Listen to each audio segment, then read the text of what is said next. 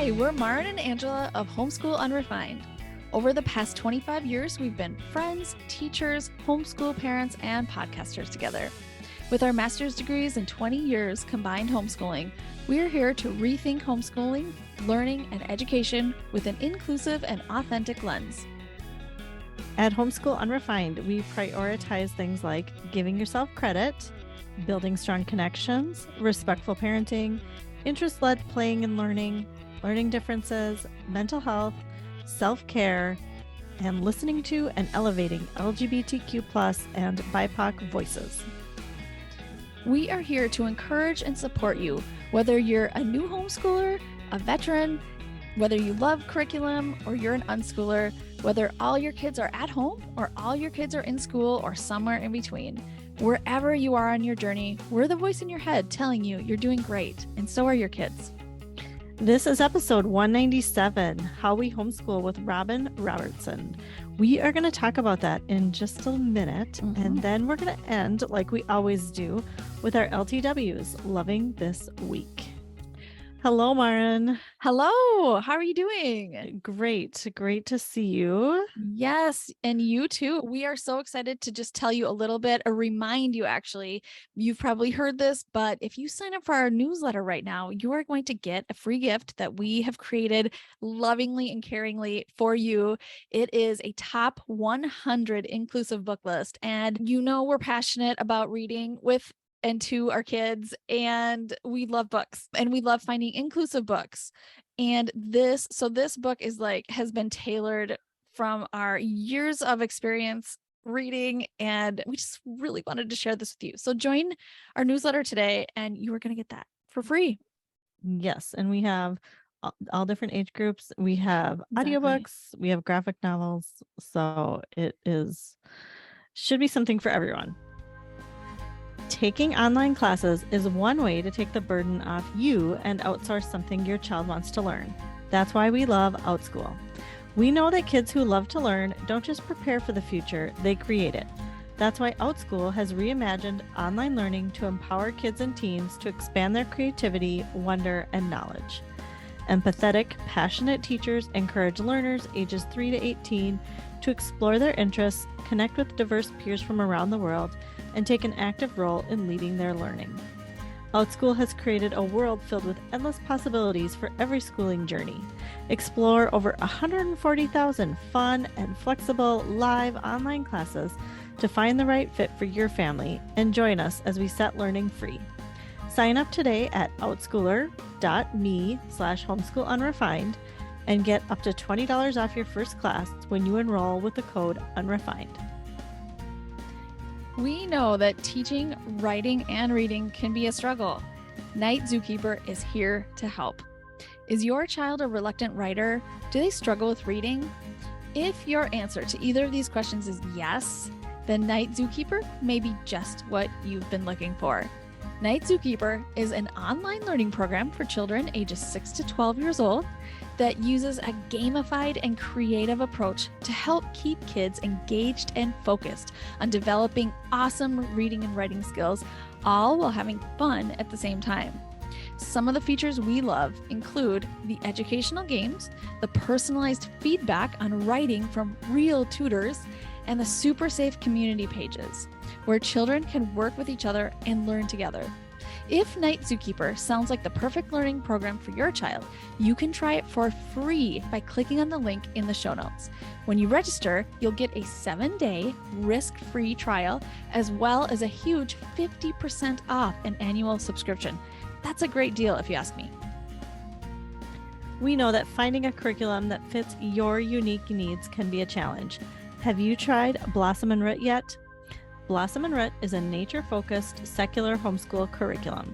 Focusing on creativity, science, nature, literature, and the arts, Blossom and Root has been gently encouraging and supporting homeschool families around the globe since 2016.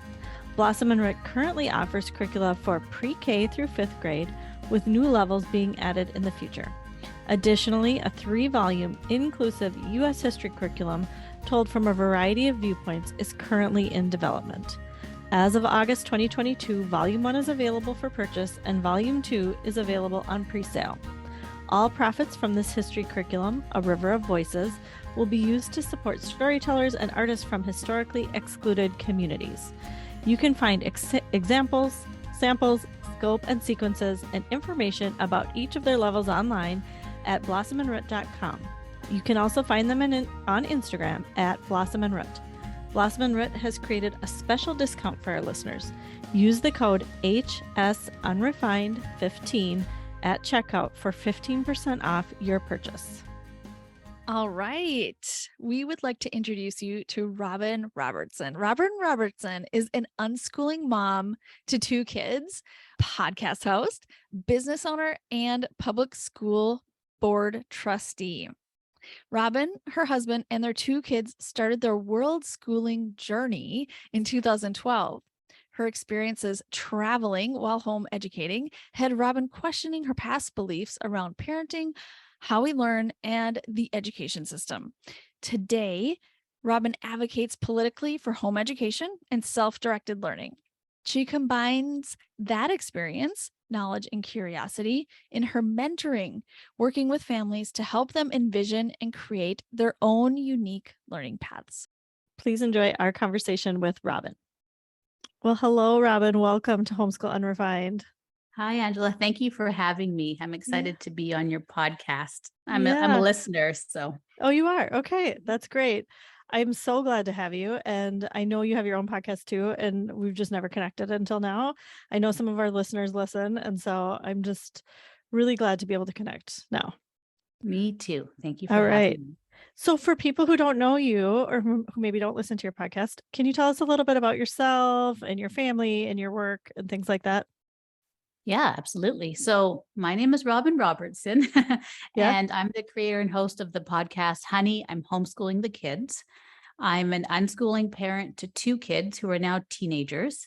We live in Northern Alberta, Canada, but we began this homeschool journey as world schoolers. We wanted to travel with our kids, and that's the beginning of the journey. And honestly, we thought we would be doing this thing for like a year at the most. Yeah. And then everything would be going, like we go back to school and all that sort of stuff. But obviously it's 10 years later and we're still kind of creating our own unique learning journey. And, the podcast is a big part of that, where a lot of my purpose is sharing the stories of families that are creating their unique learning journeys, just to provide the example and inspiration that it can be done. Yeah, that families have been doing it, that kids have grown up doing it, have been successful. And I want to say successful in our, different ways. I know there's not just a standard idea or maybe there is, but I think that's shifting. So, that's really what I do. I advocate for self-directed learning locally within my community, within the homeschooling community, but really I advocate for kids and families that want to create their own unique learning journey. Yeah. That's awesome.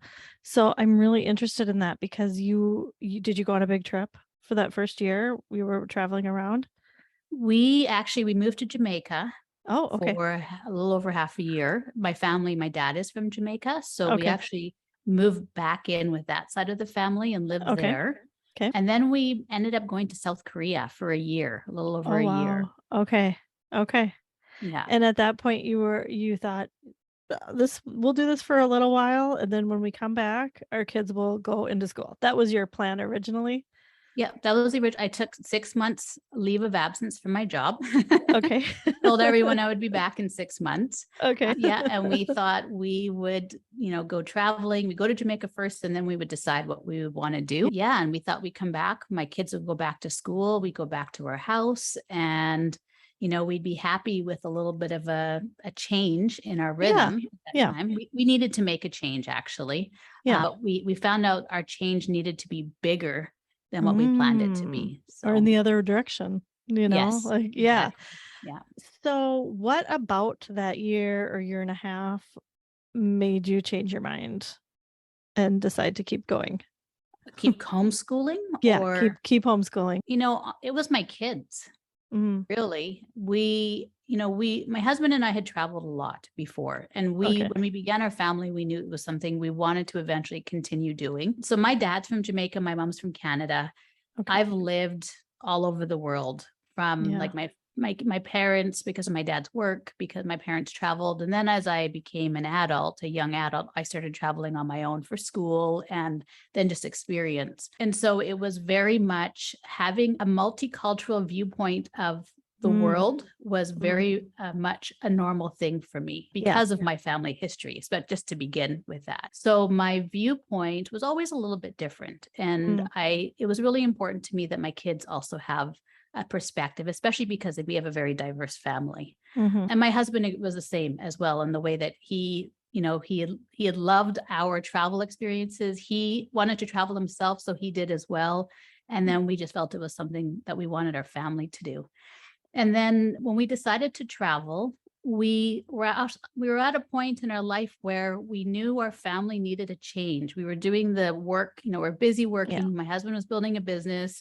I actually worked at the school that my kids went to, which was nice, but it was like our week was spent with work, school, getting ready for all of that stuff, activities, barely having supper, having a bath, going to bed, doing it all over again. Sunday, I grocery shopped, cleaned up the house, and I was tired. Like Saturday was sports and, all those things. And we were like, we need to, and our kids were like getting the leftovers, essentially. They were getting just those minutes of energy that I could maybe, do with them. And it's like, well, let's just watch some TV kind of thing. Yeah, because you're so tired. Yeah. And we needed to do something different. So my husband was the one who said, well, why don't we go to Jamaica? We want to travel. Let's just try, if it doesn't work, we can just come home. Right. Yeah, totally. And he was like, it'll be easy. We'll live with family there. And then, at least it will be like an easy entry and we can homeschool the kids. Like we can homeschool. It's no problem. And his business was mobile, so he could work from anywhere. So we started doing that. But the thing is my kids were, we finished our homeschool work that the school had sent us within like the first month. It was 6 months of work and we finished it in like a month. And that was only doing a few hours every morning. Our rule was by the time lunchtime hits, it's free game, like free play. We're going to spend the afternoons at the beach. We'll go visiting family. It's just exploring, having fun.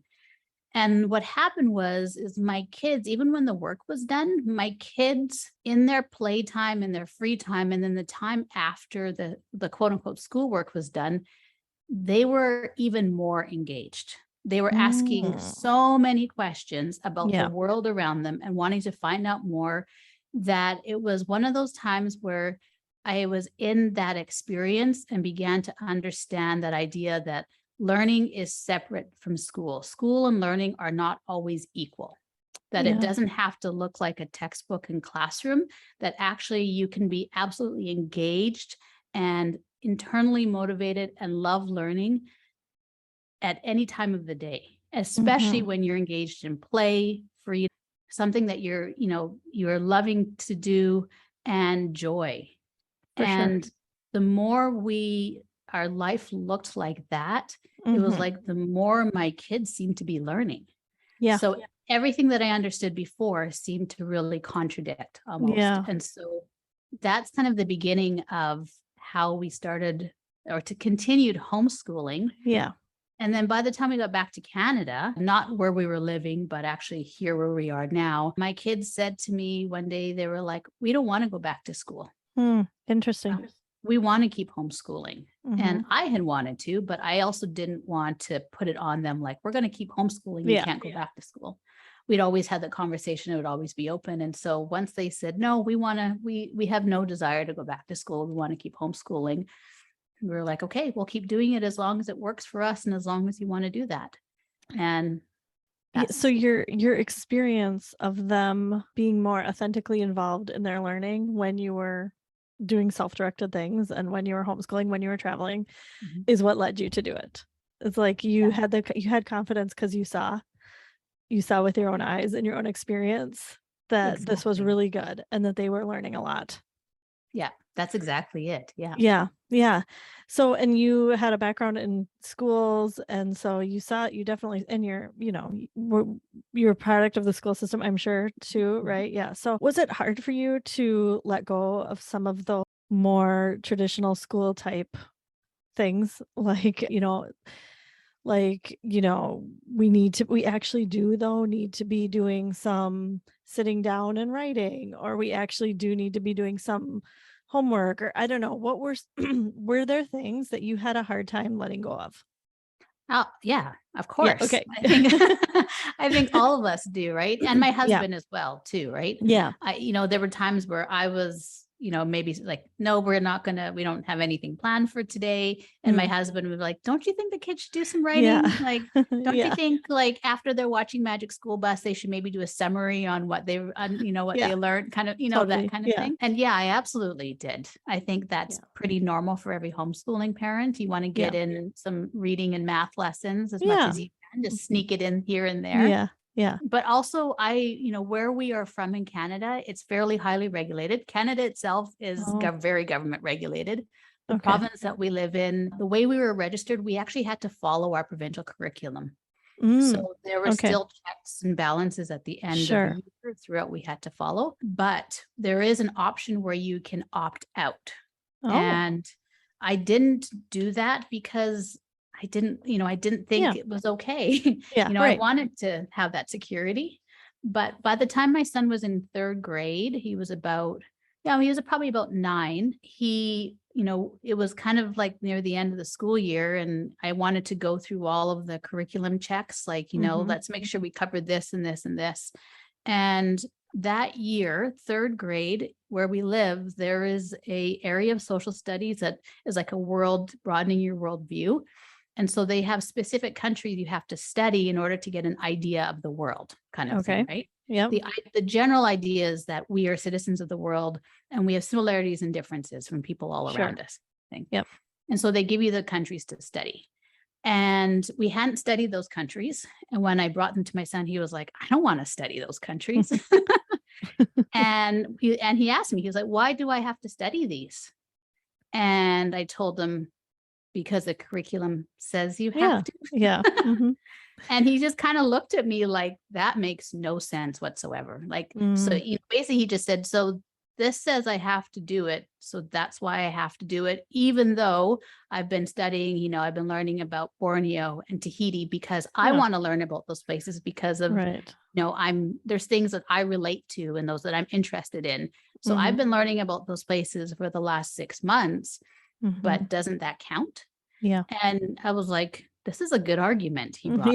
Yeah. Right. And I had no response, like no valid response where I felt my core, like, you know what? I disagree. This is, this is why.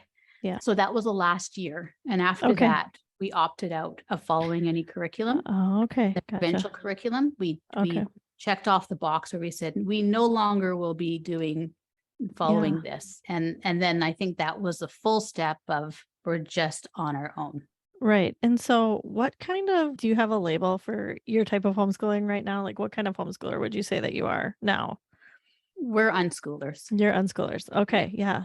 And was that more gradual? Like after the third grade year when you opted out, did you feel like you fully jumped into that, or has this been a gradual change for you? Oh, it's been a gradual change. Yeah. Absolutely. Okay.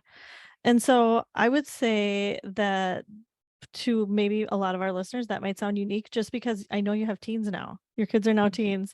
And so you're still unschooling. Can you tell us what that looks like? We get this question a lot. And so I would love to hear from you what that looks like for your teens. Oh, yeah, I get this question too. And it's kind of hard to, people want it put in a nice like package and bow and then given to you, when unschooling can't be packaged and put a bow on top and given to you because it's so unique to the learner. I think the easiest way to define unschooling, which I usually start with, if we're looking at learning, it's when the learner decides the how, what, where, and what of their learning. The learner decides that. Okay. And they're internally motivated with their own personal why. So coming from that place, it's very much learner directed, or my children. I call myself an unschooler as well, because I'm a learner in our family. For sure. Well. My husband is a learner. Yeah. So all of our learning is self-directed in that way. So what it looks like is, my kids, for example, my youngest is 13, and she has really it's supporting their interests and their Yep. curiosities. So, a lot of it is, we're in conversation all the time. We are, it's observation, it's noticing, it's being a listening parent that listens and hears, that doesn't always speak, because I want to understand what they're interested in, what they're curious about. And usually, especially after these years, they are very good at communicating. I'd really like to learn more about this, or I'd really like to do this. Or, in our conversations, we were doing this last year and I felt like maybe it worked for my brother, but it didn't work for me. And I want to do something differently. So for my daughter, for example, she's really into sports, team sports. She plays volleyball, she plays softball, she snowboards. So a lot of her activities are centered around her sports and training. So that, of course, takes time. She's a musician, so she does a lot with guitar, songwriting. Right now, she's doing a music theory course because she plays, but she doesn't know how to read notes yet. So that was her focus this year, is she wants to be able to read music. So she's doing a course on that. And, things like she's very creative. She loves to read. She always has she reads novels like by the minute, it seems like. So really it's, knowing their interests for the long term and for the year or for the month. And I'm the support person that helps them with resources. I'm the chauffeur. I'm the person who encourages. And really, I think unschooling, and I think this is missed a lot of times, we talk about the learning part of it, but unschooling, by supporting the learner, the biggest part of it is building the relationship with our family and kids. Because I think the biggest part of unschooling that sometimes is overlooked is the trust. And that's the hardest part as well. Trusting our kids, because we usually think kids aren't going to make a good decision. They're going to choose wrong. They're going to, they don't understand. So building that trust and knowing, and for our kids to know that they are trusted, that their environment is safe, they're loved and validated. So they will ask those questions. They will be, confident to try things and try new experiences, because they know even if it is a mistake or doesn't work, it's not the end of the world. It's a learning experience. So that's really the biggest part of our unschooling, is building that foundation. For my son, he's older, so he has always been someone who's very focused on specific things. His personality is that way. It's been animals since he was like tiny, like an infant almost. Like he would bird, I think, was one of his first words. Wow. And so he's always been dedicated to learning about wildlife and ecology and animals. And that now has taken him to a path where he works in the field. He works for a wildlife outfitters. And this is his second season. For 6 months out of the year, he's out in the wilderness, and he's learning to be a guide, a wildlife guide. And so they're out on very unique terrain, working with international clients. They do things like, their area is very unique to the animals that are there. So that's also why it's a unique outfitters. But, supporting that interest and helping him to get connected with real life experiences is another big part of unschooling. Yeah. So it's very broad, but that's what it looks like for our family. And that sounds amazing. I'm so glad you explained all that. So the thing I noticed when you were explaining that is these experiences for your kids, whether it's what your son's doing with the wildlife outfitter, or all the different things that your daughter's doing with the sports and the music and just being creative and all of that, they would not be able to do that if they were in school. There wouldn't be time. There wouldn't be time and energy. They would be exhausted from exerting themselves all day doing things that they're not really that interested in. And then so to have the time at night to come home or on the weekends and do those things, they might be able to do some of them, but it wouldn't be like a deep experience into something that they're truly interested in and passionate about. And that is where the real learning happens. It's just, 100%. that's where the real learning happens. And I just think you are giving your kids such a gift, and that they have these opportunities to go deep into things that they're passionate about. I think kids who are in school, and mine are this year, I think kids who are in school have a harder time with that.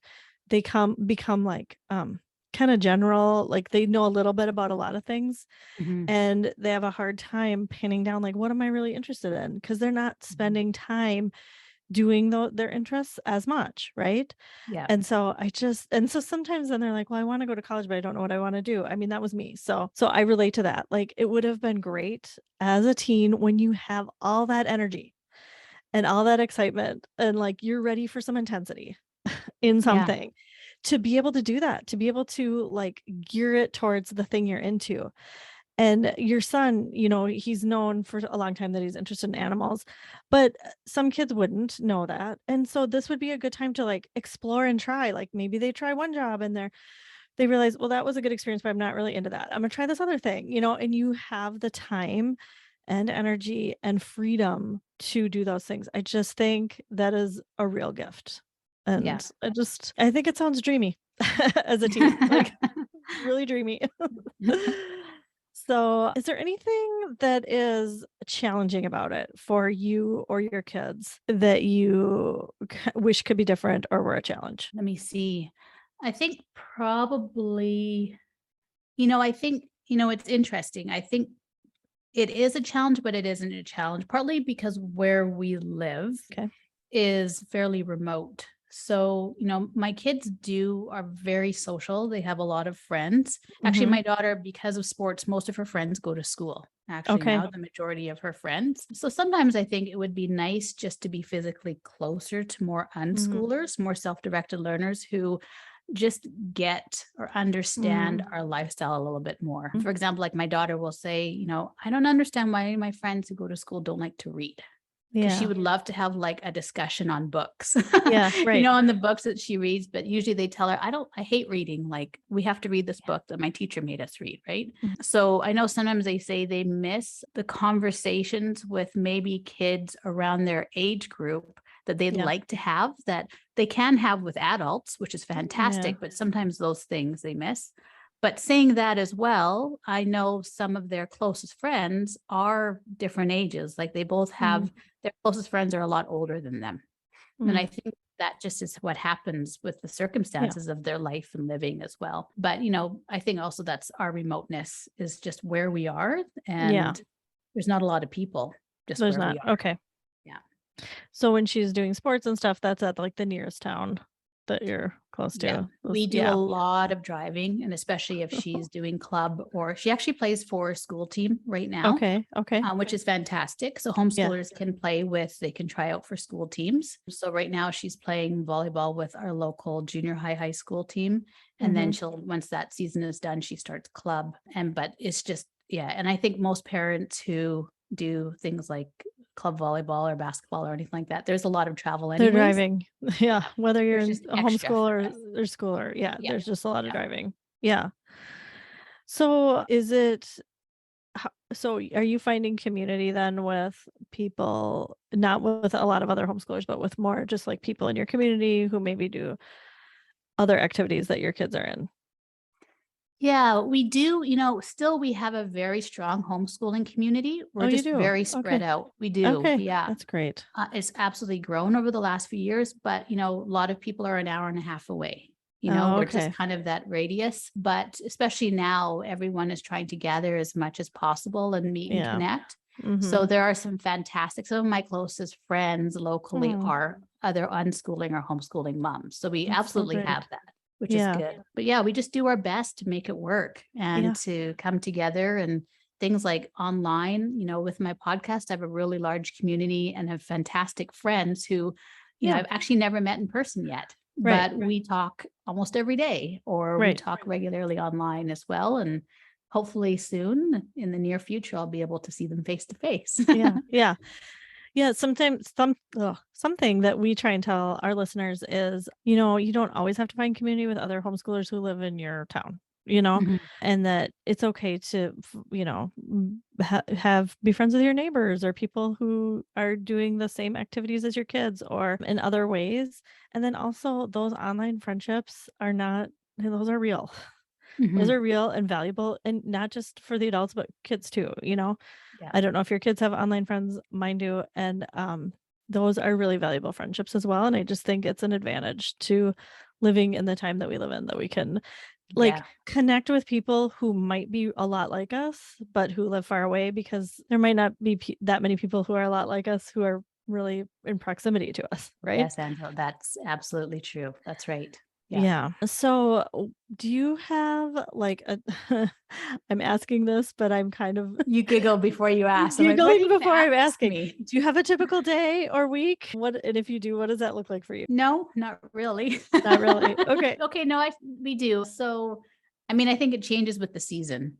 Honestly. So I also work apart from my podcast and working at home from that. I also am actually a public school board trustee. Oh, okay. So I'm a locally elected official. Awesome. So it gives me good perspective because then I really get the inside knowledge on our public school system, especially locally within our area and division. So I probably work out of the home once or twice a week. Okay. So, and that depends sometimes. And then also my schedule works around my kids as well. Mm-hmm. So coordinating, we're usually the mornings I'm with my kids, or usually my daughter, because my son's just not home very much anymore. Yeah. But I'm there to, whatever she needs support in, whatever she wants to chat about. We usually sit on the couch in the mornings, and she likes math. She does Khan Academy for math. Oh, so okay. I know people always ask, what about but she does it. She likes says, it. She likes it. She has her goals that she sets every year, every month for it. And usually she just likes me to hang out with her. So if she has questions and we discuss everything, we'll watch a video, talk about it. She'll do an exercise or quiz and we'll talk about it. Okay. So things like that, I set aside time in the mornings to be there for my kids. Yeah. And then usually the afternoons are, work afternoons, or, we have a day a week where maybe we'll go exploring or visiting or connecting. And then, right now when it is sports season, it's usually, my daughter's practicing or training either like Mondays, Tuesdays, Wednesdays, Thursdays she has off. And then Fridays, Saturdays are usually games and tournaments. Wow. So the week gets busy. And then in the wintertime, we ski and snowboard. So we actually spend a lot of time out in the mountains during the wintertime. So great. Doing that. So that's so great. I love that for you. And we're in Minnesota, and so it's cold here too. We don't have the mountains, but just being able to live well in your area and take advantage of the snow. I mean, you have to in the winter, you kind of got to embrace it. Yeah. You have to either hate it or you embrace it. Yeah. You either embrace like different snow sports. There's a lot of them, or you're going to be stuck inside for a long time. So I think that's great that you do that. That is really, really awesome. I love it. So what are you working on right now that we can let our listeners know about, or how can they find you?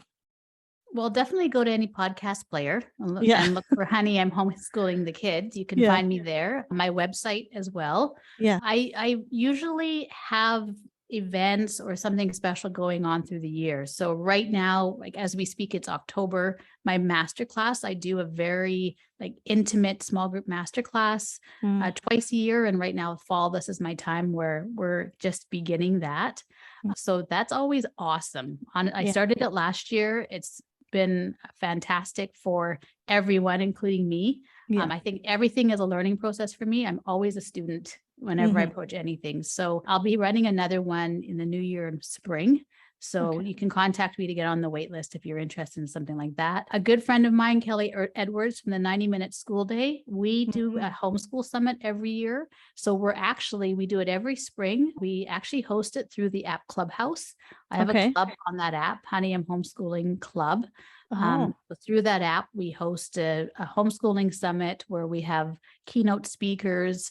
There's a theme every year, like a 3-part theme. And so now is the time where we start planning and getting everything together for the summit. So that's going to be March 2023. Okay. That's a free summit to attend. Yeah.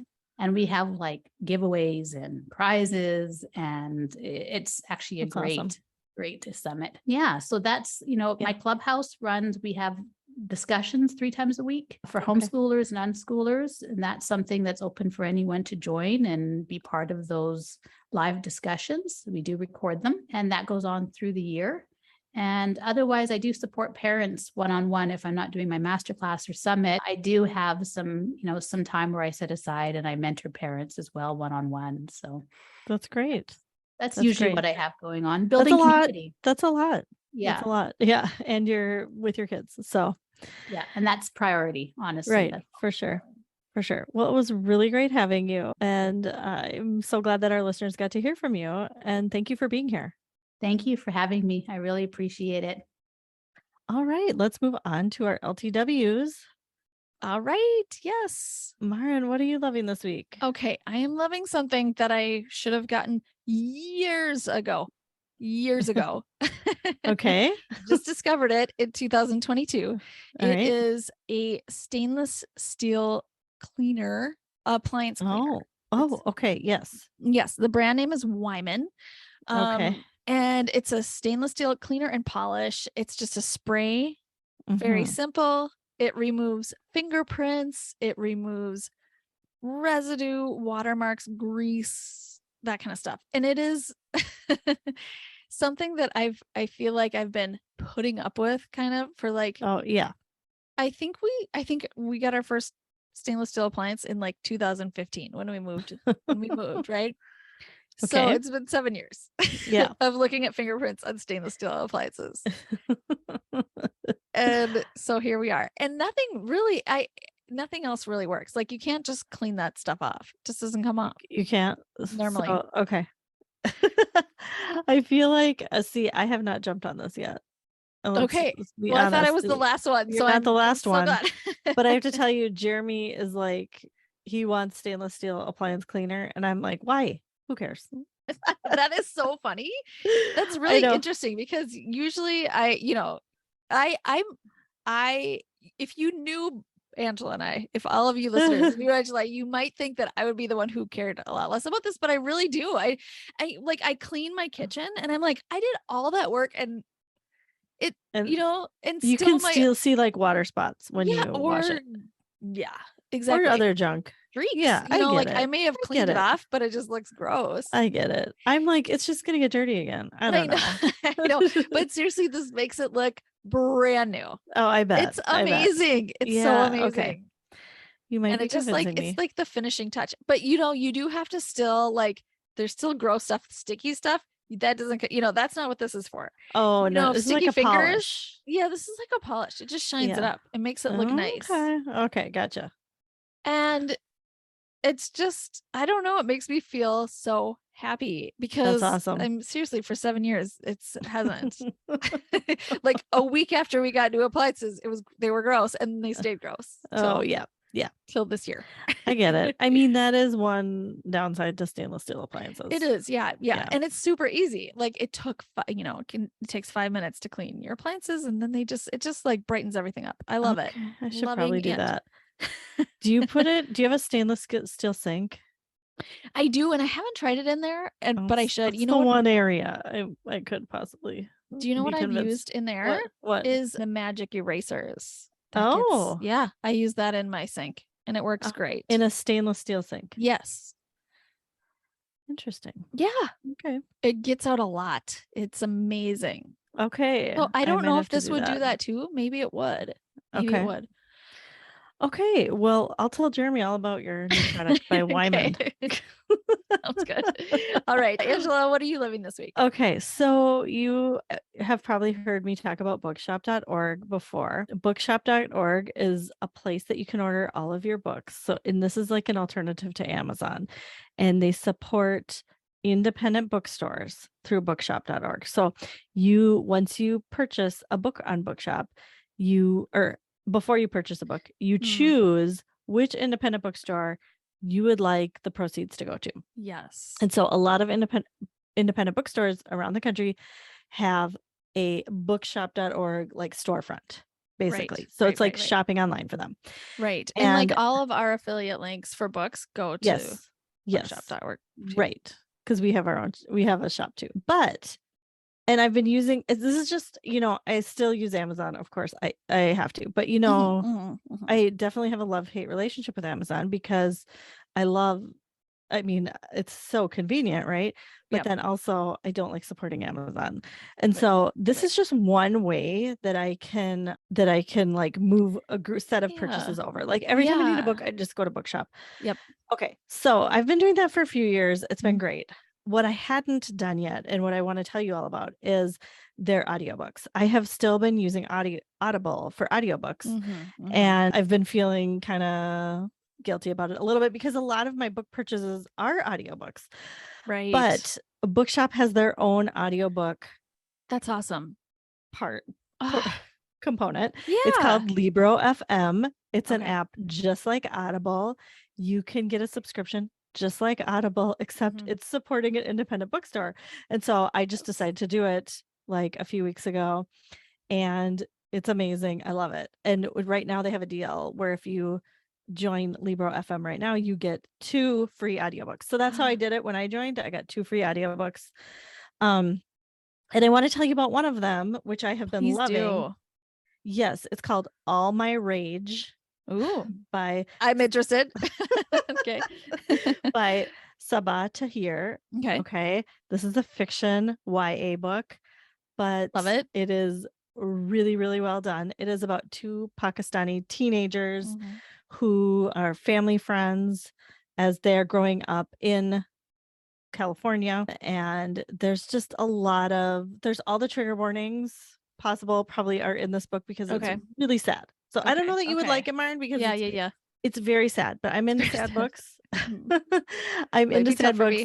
I'm into like just hearing real true stories and of people and getting through hard things. So for sure. That's what this is. And but the thing is, it's so well written. I know it's YA, and I hate to say this, but it doesn't seem like YA.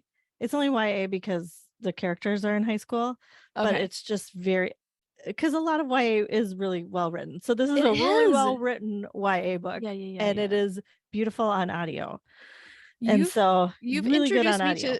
Okay, that's great to know about audio too. But you've introduced me to so many good YA books. So I mean, you could try. I trust you on because you might like the story, because also it's like you're learning about a culture that for me, that I'm not as familiar with, and so that also I really liked learning about that. Yeah, that's also some of my favorite reading is just reading about different cultures. Even for though sure, it's sad, you might you might be okay with it. Yeah, I don't know. So anyway, it's really good. So I got that on Libro FM. So that's so awesome. Even if you don't end up using Libro FM, you could just go over and get your 2 free audiobooks. Get your 2 free audiobooks. Yeah, I'm going to. Thank you. You should. Thank you. I will.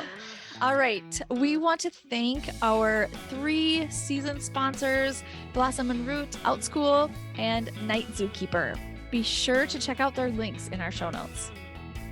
This podcast is created and hosted by Angela Sizer and Maren Gorse. We are listener supported. To get extra content and the Back to School Summit free with your membership, go to patreon.com/homeschoolunrefined. Subscribe to our newsletter and get our free top 100 inclusive book list at homeschoolunrefined.com/newsletter. You can find Maren on Instagram at unrefinedmaren and at Always Learning with Maren. You can find Angela at unrefinedangela.